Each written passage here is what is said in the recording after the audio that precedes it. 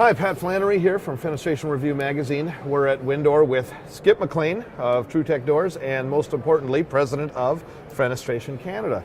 Skip, good to see you. Good to see you, Pat. Yeah, good to see you. So tell me about your board meeting today. You guys just had one? The board meeting actually was yesterday. Oh, sorry. It went right on after the technical committee, so we had a good report from them, but it was well attended. We had a full board and a full agenda. We had our board dinner the night before where we asked our affiliates associations to give a brief outline. So, you know, that sort of cleared up some time, and the time was a little bit compressed because we got a jam-packed schedule with all the other seminars and meetings and, you know, the show itself. So it went really well. There were some very, very good initiatives that were started. Most notably, we're going to start an AGM committee to help us out with the planning of all future events, starting with Vancouver next year, which is June 6th to 8th, I believe, and hopefully everyone can get out to that. It's going to be a great time. Yeah. We know you'll be there. I'll be there. Always like to support. Yes, so that's right. That's good stuff. And yeah, everyone was good. We've got some nominations to do in the spring. Greg Dickey, who I think you just interviewed, is now our first vice president. Will be taking over the reins from me in May if all goes well. And you know, I'm quite excited to get a young fellow like him on the board with his technical background. It'd be great. Yeah, tons of energy, technical knowledge. Yeah, that's a good guy to have on board for sure. Yeah, it's been great. Great. And show's going well so far? Yeah, so far so good. Opening night was a little slow, but it picked up. Yeah. Good music. Anytime I'm listening to the blues, I'm a happy man. Yeah, it was good. It was great. Yep, good. Tell me a little bit about how the show is evolving for you guys. There seems like there's more and more education and more important meetings going on every time I'm here, and there was certainly some this time. Yeah. I personally believe that the show business or trade exhibition business is evolving, and it's very important that Fenestration Canada and the Windor Committee understand what's going on in the marketplace, and we've got some very, very astute individuals that are that way, and that's why the education program is becoming a more and more vital part of the show itself. Yeah.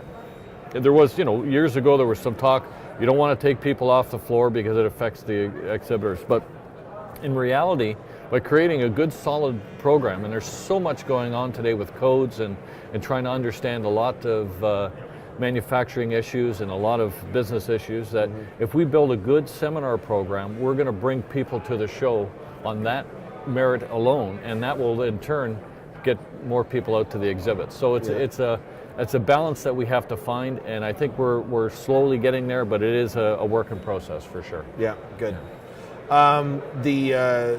The association is always trying to do things to help members. You've added some things lately. Talk a bit about some of the work I guess you've done on the technical side. For instance, that mullions and guidelines document. Sure. A lot of work went into producing a best practices guideline for labeling of window and door products. And it's been very well received. There's some issues coming up which have been exposed by that very program. So we're dealing with them as well. One of the most important initiatives that Fenestration Canada has come up with spawned out of St. John's, where we had a significant amount of window and door fabricators commenting about being able to sort of help drive the bus rather than, be passengers. So we created the Fabricator Council, and that is really doing some terrific work. Greg Dickey is heading a subcommittee that is basically, it's called a test compliance survey, where we've surveyed, I believe it was 15 test labs and certifying bodies, and have come to consensus on what it takes to test a window or door product. And this will be unbelievably significant and valuable information for our fabricator members. There's a few other things that came out of there as well that will be released shortly, and the Fabricator Council gives the opportunity for a window and door fabricator to actually listen to the problems that other people are having, listen to the solutions that people have come up with, and maybe, you know, get a little bit more on the influence avenue rather than in the, you know, getting pushed. Yeah, yeah. Is there anything you'd change in this show? Yes. What can we do differently? And I was part of a Windor committee meeting today that we had, and I basically threw down a little bit of a gauntlet and a challenge that next year I want a whole fresh show. I want some upbeat, I want some pizzazz, I want some model, and it was heartily endorsed, and it wasn't all my idea. Don't ever go that way. There was a lot of good people in the meeting, and I think what you're going to see is a whole fresh approach to the show next year, and we're gonna continue it on.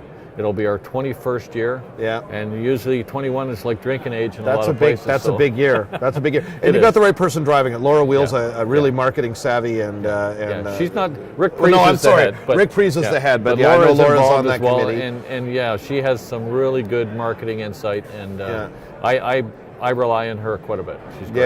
Yeah. No, it'll be really interesting to see what they come up with. In closing, I just want to thank Fenestration Review and Glass Canada for all the great support of Fenestration Canada and myself, and all our members have been great. Well, we appreciate it a lot. It's been awesome. Thanks a lot, Great. Skip. Thanks, Pat. Okay.